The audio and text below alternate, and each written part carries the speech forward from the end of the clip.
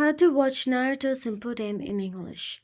So let's get started. First of all you have to do is simply open your preferred web browser, then in search address bar type down Crunchyroll and hit enter. Now, once you do so, simply scroll down again and in the search address bar you can type down the Naruto Shippuden option available. Then you will get to see the anime on your screen, and all you have to do is tap on it to start the show. Now, once you tap on it, you can see there is the settings option available at the bottom right corner of your screen.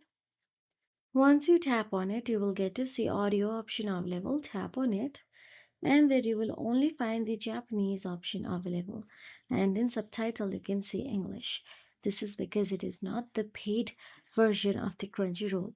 Once you get the premium version, you can change the audio easily, or you can also use the Netflix or Amazon Prime Video, and you can see Naruto Shippuden easily in the English. So that is it. If you found this video helpful, please like, share and subscribe, and thank you so much for watching.